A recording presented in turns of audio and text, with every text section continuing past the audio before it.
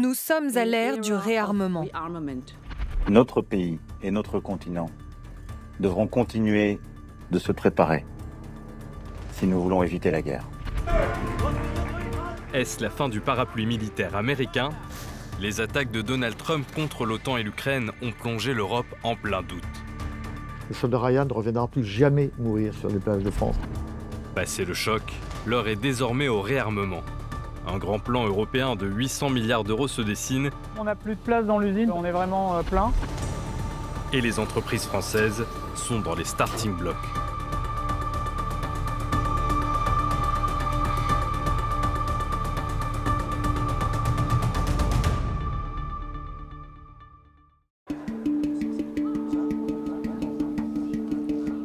Ici, tout est fermé. Le bidon est plein. On a une verte, robinet ouvert en connexion ouverte. Pas de corps étranger, pas de fuite sous l'avion. Dernière vérification avant le décollage pour le commandant Thomas. Pas de voiture, pas de fuite. Ici, à Leeuwarden aux Pays-Bas, il participe à son premier exercice de l'OTAN, le Ramstein Flag 2025. Une démonstration de force pour les pays européens. C'est le plus bel avion du monde, donc une grande fierté, oui. Mais aussi pour la France, qui teste ici la dernière génération de son bijou, le Rafale. C'est le standard F4 du Rafale, c'est effectivement la quatrième grosse évolution. Ça apporte beaucoup d'améliorations en termes de capacité, notamment l'ADSM 1000, qui est l'armement d'une tonne. On a également le casque avec un œilleton sur lequel on vient projeter des informations, un peu de la réalité augmentée, qui nous aide rapidement à faire la transition entre l'intérieur de l'avion et l'extérieur. 15 nations, 90 aéronefs, dont le Rafale, le F-35 américain, l'Eurofighter ou le Gripen suédois, volent de concert sur cet exercice. Avec un objectif, montrer au monde et à la Russie en particulier la capacité de l'OTAN à défendre son espace aérien. Un symbole, à l'heure où l'Europe doute de la fiabilité de son partenaire américain. Comme vous le savez, on vient d'élire un nouveau président aux États-Unis. Et nous cherchons encore à comprendre quelle sera exactement la politique du gouvernement. Ce que je peux vous dire, c'est que nous resterons toujours présents en Europe pour des événements comme celui d'aujourd'hui. D'ailleurs, nous travaillons déjà sur celui de l'année prochaine. Cette unité de façade peine à cacher le retournement américain incarné par Donald Trump.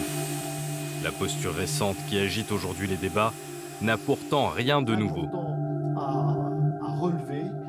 On a eu Trump, on aura peut-être Vance la prochaine fois, et ce ne sera pas mieux.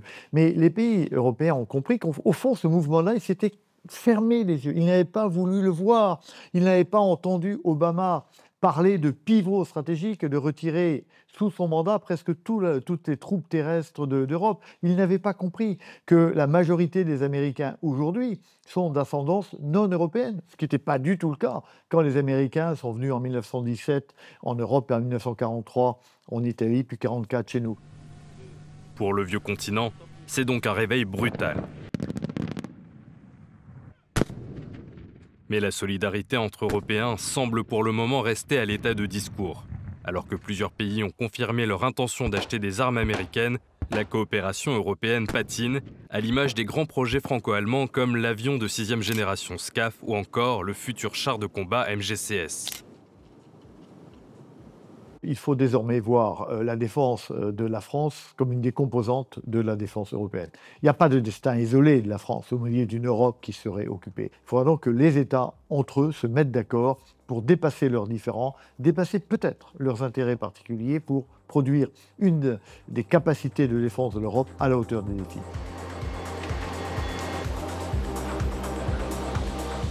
Au sein de l'Europe, la France est le premier pays exportateur d'armes. Et dans le monde, le deuxième après les États-Unis et devant la Russie. Les industries d'armement en France représentent plus de 4500 entreprises et 9 grands groupes comme KNDS France, Thales, Dassault ou encore Naval Group. Le secteur emploie 220 000 personnes.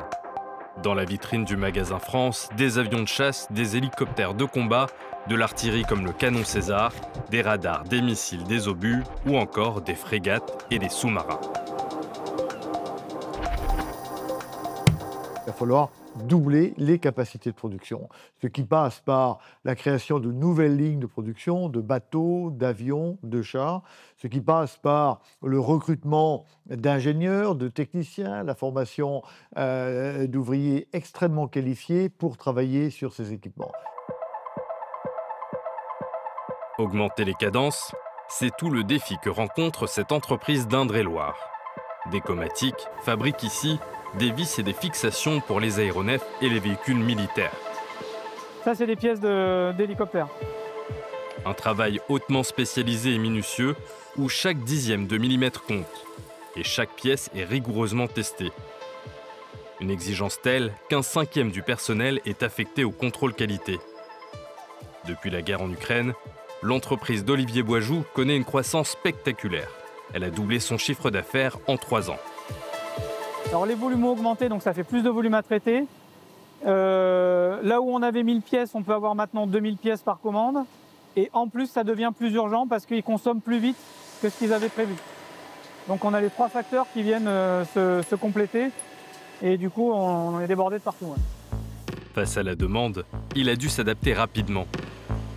En fait, on a 2 nouveaux tours d'usinage qui arrivent début juillet pour notre augmentation capacitaire. Et comme on n'a plus de place dans l'usine parce qu'on est vraiment plein, on va faire partir des vieux tours à cam pour pouvoir récupérer cette place-là. Élément essentiel pour faire tourner les machines et augmenter les cadences, du personnel hautement qualifié.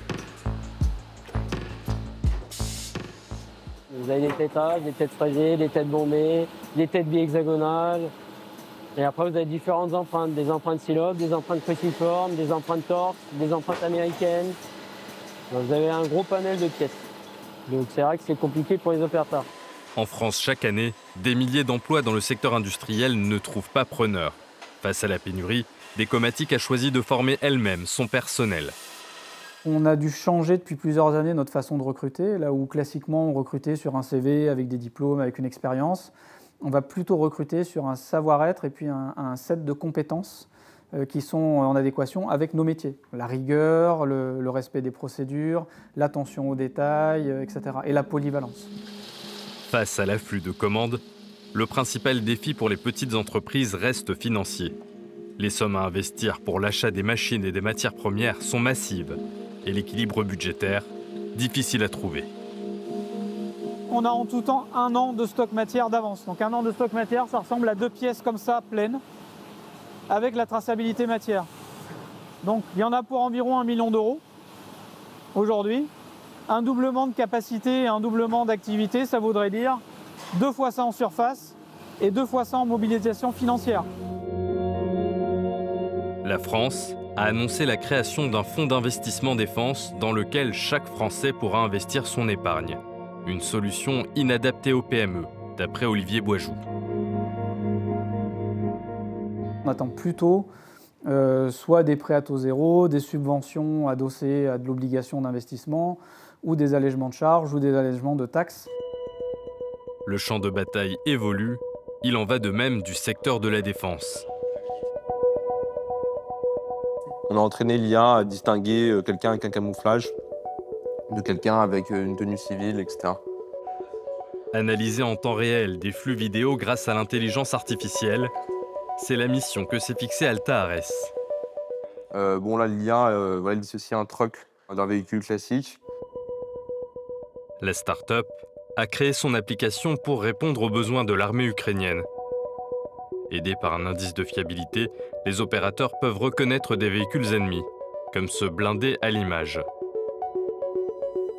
Alta Ares a développé des algorithmes d'intelligence artificielle qui analysent du pixel pour détecter ce que l'œil humain ne verrait pas en raison du stress et de la fatigue.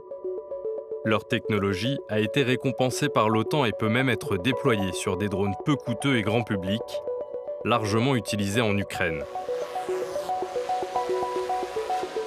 La France veut devenir un des leaders européens de l'intelligence artificielle et ils mettent les moyens pas seulement financiers mais surtout en termes d'infrastructure. Depuis 1 an, la France s'est dotée d'une agence militaire spécialisée dans l'IA, l'AMIAD. Sur tous les fronts, elle vient d'inaugurer un nouveau centre de recherche dans la prestigieuse école d'ingénieurs Polytechnique à Paris. L'agence prévoit de tripler ses effectifs pour 2026. Et depuis peu, elle développe un partenariat d'envergure avec Mistral AI, la licorne française de l'intelligence artificielle. Mais pour l'Europe, l'autre priorité est le renseignement. Pour l'instant, nous bénéficions dans un cas de conflit majeur du renseignement américain. On voit bien que ce renseignement n'est plus fiable, donc il faut qu'on se redonne cette capacité de renseignement autonome que nous n'avons que très partiellement. Donc il va falloir lancer des constellations des satellites dans le ciel. Les Américains ont, je crois, environ 250 satellites militaires de renseignement et de communication. L'Europe en a peut-être une vingtaine. Allumage 2 ESR, décollage. La course à l'armement sera-t-elle européenne? Avec un plan à plus de 800 milliards d'euros, l'ambition est là. Mais la réalité risque de rattraper la France, dont la dette continue de se creuser. Les sondages montrent qu'une large majorité de Français est désormais favorable à une augmentation des dépenses de défense, un vœu que la volonté politique va devoir concrétiser.